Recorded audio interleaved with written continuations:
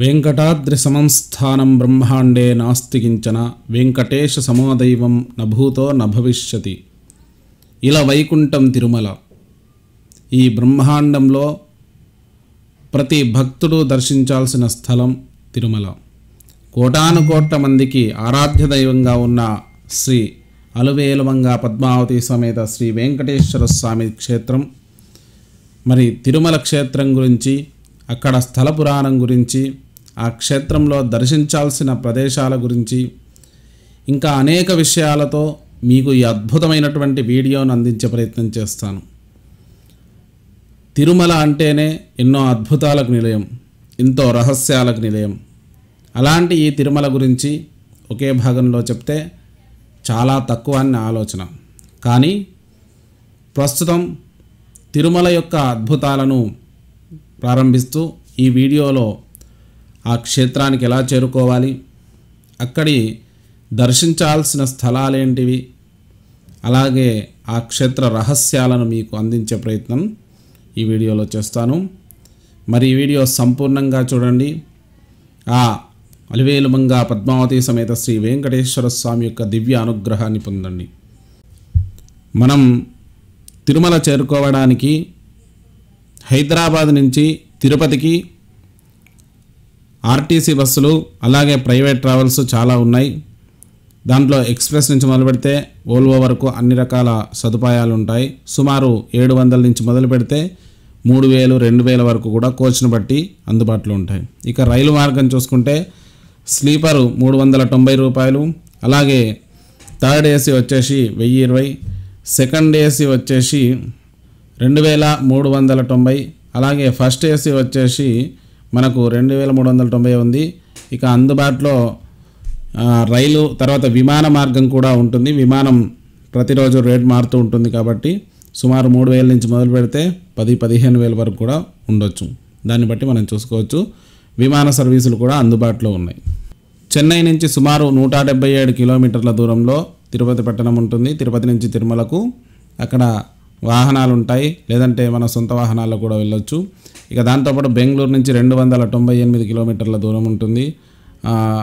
చిత్తూరు నుంచి 90 కిలోమీటర్ల దూరం ఉంటుంది. ఈ దగ్గర పట్టణాలు ఇవే. మెయిన్ సిటీస్ నుంచి ప్రతి చోట నుంచి కూడా తిరుపతికి రెగ్యులర్గా బస్సులు, రైలు సర్వీసులు నడపబడుతున్నాయి కాబట్టి మనం ఏ మార్గంలో కూడా చేరుకోవచ్చు. ఇక సొంత వాహనాల్లో అయితే చాలా అద్భుతంగా ఉంటుంది. మనం తిరుమల ఘాట్ రోడ్లలో వెళ్ళాలంటే చాలా అద్భుతమైనటువంటి సీనిక్ వ్యూ తోటి మనం పైకి వెళ్ళొచ్చు. చాలా లొకేషన్స్ కానీ మనము వ్యూ కానీ చాలా బాగుంటుంది. అయితే ఎక్కడ ఆపడానికి ఉండదు, ప్రతి చోట రిస్ట్రిక్టెడ్ ఏరియా, మనం వెళ్ళిపోవడమే, చూస్తూ వెళ్ళిపోవచ్చు. వీలైతే మీకు ఫోన్లో రన్నింగ్లోనే ఫోటోలు కానీ వీడియోలు కానీ తీసుకోవడం జరుగుతుంది. వ్యూ పాయింట్స్ అట్లాంటివి ఏం లేవు. దయచేసి ఎక్కడ ఆపవచ్చు అనే ప్రయత్నం మాత్రం చేయకండి. బైక్లో అయితే కొద్దిగా రోడ్ సైడ్కి ఆపుకోవచ్చు, కానీ కార్లు అయితే ఎక్కడ ఆపుకునే అవకాశం మనకు లేదు. ఇక దిగడానికి కూడా అలాగే ఉంటుంది. మనం తిరుమల వెళ్ళే ముందు మొట్టమొదట తిరుపతి నుంచి అలిపిరి మార్గంలో మనం వెళ్ళవలసి ఉంటుంది. ఈ అలిపిరి మార్గం ఎక్కడ అంటే మనం ఎప్పుడైతే తిరుమల కొండలు ఎక్కడం ప్రారంభిస్తామో దానికి ప్రారంభంలో ఈ అలిపిరి కమాన్ ఉంటుంది. ఇక్కడ ఏంటి అంటే మనల్ని ప్రతిదీ చెక్ చేసి పంపించడం జరుగుతుంది. సొంత వాహనాల్లో కానీ బస్సులో కానీ వెళ్ళే వాళ్ళను పూర్తిగా మన దగ్గర ఉన్న వస్తువులన్నీ కూడా స్కాన్ చేసి పంపించడం జరుగుతుంది. మీరు కత్తులు కానీ లేదంటే వెపన్స్, ఫైర్ వర్క్స్ అట్లాంటివి ఏవి తీసుకెళ్ళనివ్వరు. దాంతోపాటు మీరు ఏదైనా ఇల్లీగల్ ఐటమ్స్ ఏవి కూడా స్మగుల్ గూడ్స్ కానీ అట్లాంటివి తీసుకెళ్లే అవకాశం ఉండదు. ప్రతిదీ స్కాన్ చేసి పంపించడం జరుగుతుంది. అది తప్పకుండా గమనించగలరు. ఇక అలిపిరి మార్గంలో మనం ప్రయాణం ప్రారంభించాక చాలా అద్భుతంగా ఉంటుంది. అద్భుతమైనటువంటి ప్రకృతి మనకు దర్శనమిస్తుంటుంది. పచ్చని చెట్ల మధ్యలోంచి చిన్న చిన్న రోడ్డులో మనం పర్వతాన్ని ఎక్కుతూ ఉంటే, ఎత్తైన పర్వతాన్ని మనం అధిరోహిస్తుంటే చాలా అద్భుతమైనటువంటి అనుభూతికి మనం లోనవుతాం. మనం అలిపిరి నుంచి బయలుదేరి తిరుమల చేరుకోవడానికి సుమారుగా 18 నుంచి 19 కిలోమీటర్ల దూరం ఉంటుంది. ఘాట్ రోడ్డు, అలాగే సిటీ నుంచి బయలుదేరి మనం పైకి వెళ్ళడానికి మొత్తం 22 కిలోమీటర్లు. ఈ 22 కిలోమీటర్లకు గాను సుమారుగా మనకు తిరుమల నుంచి తిరుపతికి మనం బయలుదేరి వెళ్ళేటప్పుడు అక్కడ లోకల్ తిరుమల తిరుపతి బస్సులు తిరుగుతూ ఉంటాయి. ఇది రౌండ్ ట్రిప్ 160 రూపాయలు, సింగిల్ ట్రిప్పు వచ్చేసి 80 రూపాయలు ఉంటుంది. అలాగే పిల్లలకు 90 రూపాయలు రౌండ్ ట్రిప్ ఉంటుంది. ఇక ఏసీ అయితే 110 రూపాయలు ఉంది, అప్ అండ్ డౌన్ 200 రూపాయలు ఉన్నది. ఇది మనం గమనించవచ్చు. సొంత వాహనాల్లో అయితే ఎటువంటి రుసుము లేదు. అక్కడ చివరిలో 50 రూపాయలు టోల్ ట్యాక్స్ తీసుకోవడం జరుగుతుంది.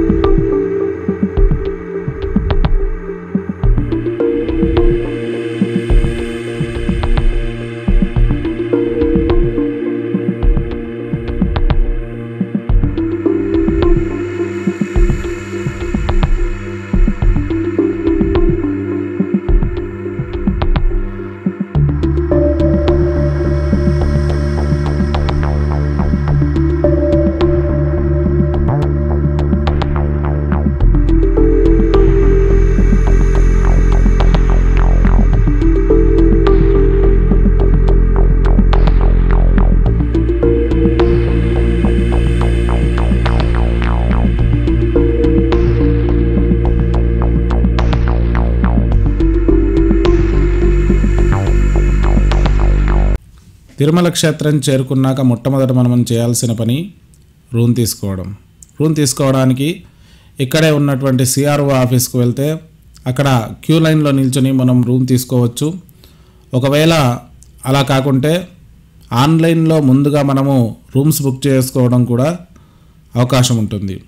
టీటీడీ వాళ్ళు దర్శనం టికెట్లు 300 టికెట్లు బుక్ చేయగానే వాటికి 2 రోజుల వ్యవధిలోనే మనకు రూమ్స్ అకామిడేషన్ కూడా స్లాట్ బుక్ చేసుకునే అవకాశం కల్పిస్తారు. ఒకవేళ మనం అక్కడ ఆన్లైన్లో దొరకలేదు అంటే అక్కడికి వెళ్ళాక క్యూ లైన్లో నిల్చుని రూమ్ తీసుకోవచ్చు. రూమ్ రెంట్ 50 నుంచి మొదలు పెడితే 100 రూపాయలు, 1000 రూపాయలు, విఐపివి ఇంకా ఎక్కువగా ఉంటాయి. కానీ 100 రూపాయలు తీసుకున్నా కూడా మంచి సౌకర్యవంతంగా లగ్జరియస్గానే ఉంటుంది, పరిశుభ్రంగా ఉంటుంది. తిరుమల తిరుపతి క్షేత్రంలో మెయింటెనెన్స్ మాత్రం చాలా అద్భుతంగా ఉంటుంది, దానిలో ఎటువంటి సందేహం. తిరుమల క్షేత్రానికి చేరుకోగానే మొట్టమొదట చేయాల్సింది రూమ్ తీసుకున్న తర్వాత తలనీలాలు సమర్పించడం. తలనీలాలు సమర్పించాలి అంటే మనకు అక్కడ సిఆర్ఓ ఆఫీస్కు కొద్ది దూరంలోనే ఉన్న కళ్యాణకట్ట ఉంటుంది. ఈ కళ్యాణకట్టలో మనం క్యూ లైన్లో నిల్చొని తలనీలాలు సమర్పించవచ్చు. ఒకవేళ మనం అక్కడ వీలు కాదంటే నందకం గెస్ట్ హౌస్లో కూడా మనకు కింద తలనీలాలు సమర్పించేది ఉంది. అక్కడ రద్దీ తక్కువగా ఉంటుంది, మీరు చూడండి, అవకాశం ఉంటే అక్కడికి వెళ్ళచ్చు. ఇంకా అనేక గెస్ట్ హౌజుల్లో అంటే మనం ఉండాల్సిన సత్రాల్లో కింద ఈ తలనీలాలకు కళ్యాణకట్టలు ఏర్పాటు చేయడం జరిగింది, ఎక్కడైనా సమర్పించవచ్చు. ఇక తలనీలాలు సమర్పించాక ఏం చేయాలి అనేది తర్వాత చూద్దాం. స్వామివారి పుష్కరిణిలో స్నానం ఆచరించాక మనం పరిశుభ్రంగా నూతన వస్త్రాలను ధరించి మన వస్తువులు, ఫోన్లు ఇవన్నీ రూమ్లో పెట్టడం మంచిది. లేదు అంటే లైన్లో కూడా ఫోన్ పెట్టుకోవచ్చు. ఎక్కువ వస్తువులు, ఎలక్ట్రానిక్ గూడ్స్ ఇలాంటివేవి తీసుకెళ్ళకండి, లోపల అలో ఉండదు. మీతో పాటు ఆధార్ కార్డు తప్పకుండా తీసుకెళ్ళండి. దర్శనానికి క్యూ లైన్లో మీ ఆధార్ వెరిఫికేషన్ అనేది అక్కడ చేస్తారు. మీ టికెట్ అది తీసుకొని దర్శనానికి వెళ్ళండి. మరి ఆ తిరుమల శ్రీవారి దర్శనానికంటే ముందు ఇక్కడ ముఖ్యంగా దర్శించాల్సింది శ్రీ వరాహస్వామి దర్శనం. వరాహస్వామి దర్శనం చేసుకోకుండా వెంకటేశ్వర స్వామిని దర్శనం చేసుకుంటే తిరుమల తీర్థయాత్ర చేసిన ఫలితం కలగదు అని చెప్పేసి వెంకటాచల మహత్యం చెబుతుంది. కాబట్టి తప్పకుండా స్వామివారి పుష్కరిణి పక్కనే ఉన్నటువంటి ఆ యొక్క వరాహస్వామి దర్శనం చేసుకోండి. ఇదే వరాహస్వామి దేవాలయం. ఇక మనం తీసుకున్న టికెట్ను బట్టి మన దర్శనం ఉంటుంది. చాలామందికి ఉదయం సుప్రభాత సేవతో మొదలై తోమాల సేవ, అలాగే వాహన సేవ, కళ్యాణోత్సవము, ఇంకా అనేక రకాల ఆర్జిత సేవలు ఇక్కడ అందుబాటులో ఉన్నాయి. ఇవైనా కూడా 3 మాసాల ముందు బుక్ చేసుకోవాల్సి ఉంటుంది. ఆన్లైన్లో తాత్కాలికంగా దొరకదు. అదైతే అందరూ గమనించాల్సి ఉంటుంది. మేము 300 టికెట్ మేము తీసుకున్నాం కాబట్టి ఆ 300 దర్శనం వెనుక వైపుకు మనం ఏదైతే మ్యూజియం ఉందో తిరుమల మ్యూజియం, ఆ మ్యూజియం పక్కనే ఉంటుంది. అందులోంచి మేము దర్శనానికి వెళ్ళడం అనేది జరిగింది. స్వామివారి దర్శనం దాదాపుగా 2 గంటల నుంచి ఇంకా ఎక్కువ సమయం ఎంతైనా పట్టొచ్చు. ధర్మదర్శనం అయితే 24 గంటలు పట్టిన రోజులు ఉన్నాయి. ఒక్కొక్క రోజు రద్దీ లేనప్పుడు 2 గంటలు 3 గంటల్లో కూడా బయటకు వచ్చే అవకాశం మనకు అధికంగా. తిరుమలేశుని దేవాలయం ముందర ఆ మెట్లపైన అందరూ కూడా కొబ్బరికాయలు కొట్టడం, దీపారాధన చేయడం అనేది జరుగుతుంది. నిరంతరం ఇక్కడ దీపాలు వెలుగుతూనే ఉంటాయి. 365 రోజులు 24 గంటలు స్వామివారి సన్నిధిలో ఆ యొక్క దీపమండపం దగ్గర వెలిగిస్తూనే ఉంటారు. అక్కడ కూడా మీరు వెళ్ళినప్పుడు దీపం వెలిగించే ప్రయత్నం చేస్తే చేయండి. చాలా విశేషంగా ఏ క్షేత్రంలో అయినా దీపారాధన చేయడం వల్ల కోటి జన్మల పాపం పోతుంది అనేది మనకు అవగతమవుతుంది. కాబట్టి అక్కడ ప్రత్యేకంగా దీపమండపం ఉంది. స్వామివారి దర్శనం పూర్తయ్యాక స్వామివారి దేవాలయం వెనుక భాగంలో లడ్డూలు ఇవ్వడం జరుగుతుంది. ఒక మనిషి దర్శనానికి ఒక ఫ్రీ లడ్డు ఉంటుంది. ఒక లడ్డు టికెట్ ఉన్న వారికి, ఒక దర్శనం టికెట్ ఉన్న వారికి సుమారుగా 10 లడ్డులు కొనుక్కునే అవకాశం ఉంటుంది. ఆ విషయాన్ని గమనించండి. మీకు కావాలంటే అక్కడ తీసుకోవచ్చు. మిగిలిన ప్రసాదాలు అయితే దొరికే అవకాశం అందులో మనకు తక్కువగా ఉంటుంది.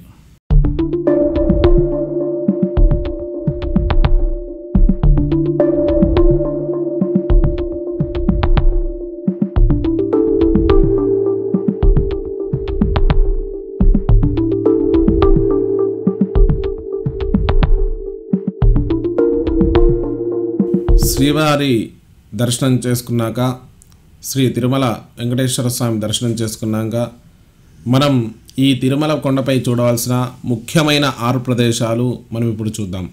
ఇందులో మొట్టమొదటిది శ్రీవారి పాదాలు. ఈ శ్రీవారి పాదాలు స్వామివారి దేవాలయం నుంచి సుమారు 7 కిలోమీటర్ల దూరంలో ఉంటుంది. ఇక్కడికి పబ్లిక్ ట్రాన్స్పోర్ట్ ఉంటుంది. 120 రూపాయలు కట్టి పాస్ తీసుకుంటే ఏ బస్సు అయినా ఎక్కొచ్చు. ఇక్కడ ఎక్కడి నుంచి ఎక్కడికైనా వెళ్ళొచ్చు. అందులో ఎక్కి శ్రీవారి పాదాలకు బస్సు ఉంటుంది. అక్కడికి వెళ్ళి శ్రీవారి పాదాలు దర్శనం చేసుకోవచ్చు. ఈ శ్రీవారి పాదాలు చాలా అద్భుతంగా ఉంటుంది ఇక్కడి ప్రాంతం. ఇక్కడి నుంచి శ్రీవారి దర్శనం కూడా మనకు ఇక్కడ నుంచి తిరుమల దర్శనం అనేది మనకి ఇక్కడ నుంచి కనిపిస్తుంది. చాలా అద్భుతంగా ఏరియల్ వ్యూ ఉంటుంది. తప్పకుండా శ్రీవారి పాదాలను చేరుకొని అక్కడ స్వామివారి పాదాలను దర్శించుకోండి. శ్రీవారి పాదాలు దర్శనం చేసుకున్నాక మనం అక్కడి నుంచి సుమారు 4 నుంచి 5 కిలోమీటర్ల దూరంలో శిలాతోరణం, చక్రతీర్థం ఉంటుంది. ఇవి 2 ఒకే చోట ఉంటాయి. ఒకే చోట మనం పార్కింగ్లో వెహికల్ పెట్టడం కానీ బస్సు దిగేసి అక్కడి నుంచి శిలాతోరణం సుమారు దాదాపుగా 1,50,000 సంవత్సరాల క్రితం న్యాచురల్గా ఏర్పడినటువంటి శిలాతోరణం అని, స్వామివారు ఈ తోరణంలోంచే వైకుంఠం నుంచి భూమి మీదకి వచ్చాడు అని చెప్పేసి మనకు చెప్పడం జరుగుతుంది. మరి ఈ అద్భుతమైనటువంటి శిలాతోరణాన్ని కూడా దర్శించుకోండి. అలాగే ఈ శిలాతోరణం పక్కన రాక్ గార్డెన్ ఉంటుంది. చాలా బాగుంటుంది.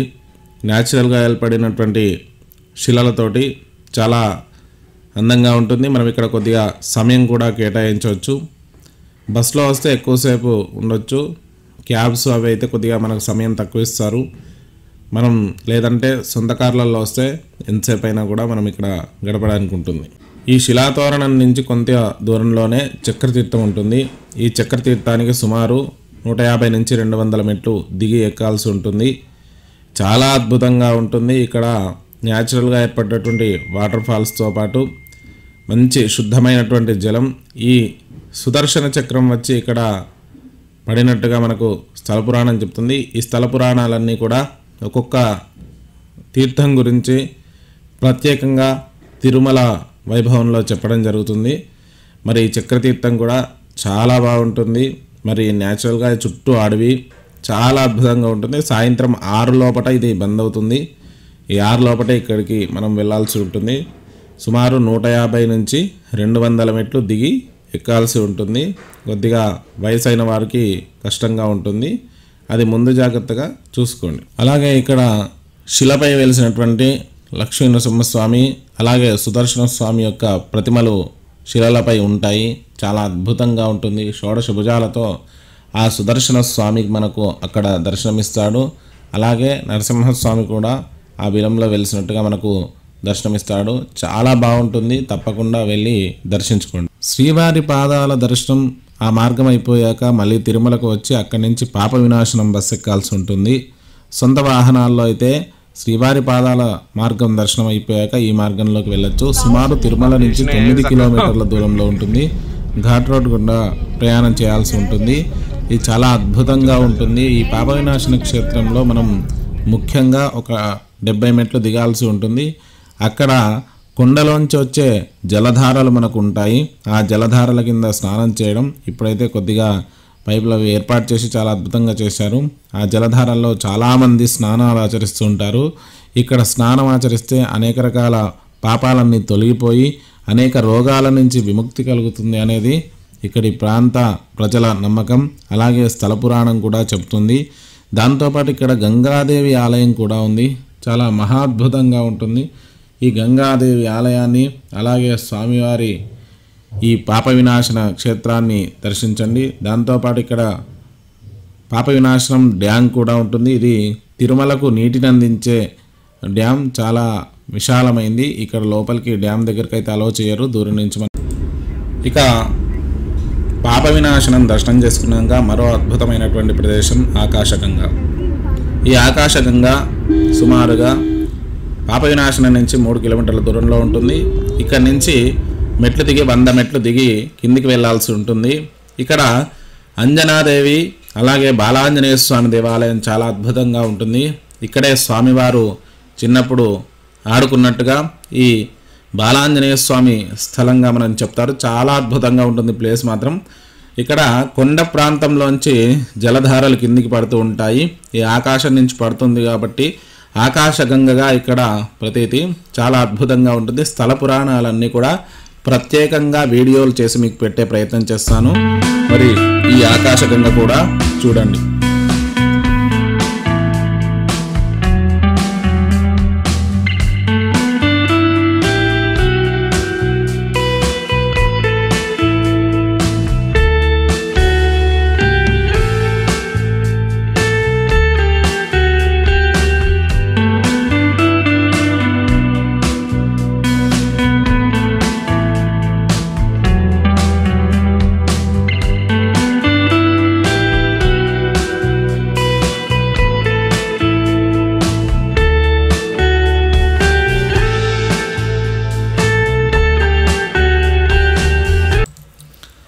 ఆకాశగంగ దర్శనం చేసుకున్నాక ఇక్కడి నుంచి మనం కొంత దూరంలో జపాలి హనుమాన్ మందిర్ ఉంటుంది. చాలా అద్భుతంగా ఉంటుంది. జాబాలి మహర్షి ఇక్కడ తపస్సు చేసినట్టుగా ఆంజనేయ స్వామిని ప్రతిష్ఠించినట్టుగా మనకు స్థల పురాణం చెప్తుంది.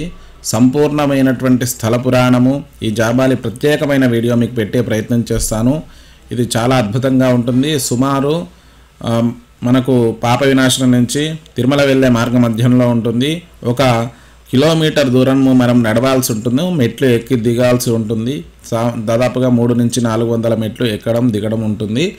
చాలా అద్భుతంగా ఉంటుంది. మీరు వెళ్ళకపోతే తప్పకుండా వెళ్ళండి. ఈ జపాలి హనుమాన్ మందిర్ చాలా విశేషమైనటువంటి ఆ స్వామివారి దర్శనం ఎంతో అద్భుతంగా ఉంటుంది. జపాలి హనుమాన్ మందిర్ చూశాక అక్కడి నుంచి కొంత దూరంలో చిట్ట చివరగా మనం చూడాల్సిన ప్రదేశం చూసుకుంటే శ్రీ వేణుగోపాల స్వామి దేవాలయం. ఇది రోడ్డు పక్కనే ఉంటుంది. దీనికి మెట్లు ఎక్కడం దిగడం ఏమీ ఉండదు, కానీ చాలా అద్భుతంగా ఉంటుంది.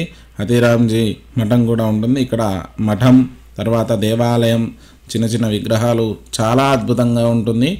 మరి ఈ స్వామివారి దగ్గర మజ్జిగ కూడా అమ్ముతుంటారు. మరి స్వామివారు శ్రీకృష్ణుడు కాబట్టి వెన్న మజ్జిగ అనేది ఆయనకి ఇష్టం కాబట్టి అక్కడ అమ్మడం జరుగుతుంది. అక్కడ మజ్జిగ బాగుంటుంది, చూసి తాగండి. కొద్దిగా కొన్ని చోట్ల పుల్లటిది కూడా పెడతారు, అది కూడా చాలా బాగుంటుంది. తప్పకుండా ఈ వేణుగోపాల స్వామి దేవాలయాన్ని దర్శించండి. చూసారు కదా, తిరుమల క్షేత్రం ఎంతో మహాద్భుతమైనది. ఈ క్షేత్రంలో ఎన్నో వింతలు రహస్యాలు ఉన్నాయి. మన స్వధర్మదర్శిని ఛానల్ ఇంకోటి ఉంది కదా, దానిలో తిరుమల రహస్యాలు అనే అద్భుతమైనటువంటి తిరుమల విశేషాలతోటి వీడియోలు చేస్తాను, అవి చూడండి. ఇది ట్రావెల్ ఛానల్ కాబట్టి మీరు ఎలా వెళ్ళాలో ఉంది. అందులో తిరుమల క్షేత్ర రహస్యాలు, మహత్యాలు ఇవన్నీ కూడా మీకు పెట్టడం జరుగుతుంది. మరి నేను ఇక్కడ తిరుమలలో తీసిన ఫోటోలు కొన్ని ఉన్నాయి, అవి చాలా అద్భుతంగా ఉన్నాయి. అందులో నాకు నచ్చినవి మాత్రం మీకు పెట్టడం జరుగుతుంది, చూడండి. మన విఎన్ఆర్ ద ట్రావెల్ ఛానల్ని సబ్స్క్రైబ్ చేసుకోండి. ఈ వీడియోను లైక్ చేసి, షేర్ చేసి, కామెంట్ చేయండి. సలహాలు, సందేహాలు ఏమైనా ఉంటే కామెంట్స్ రూపంలో తెలియజేయండి.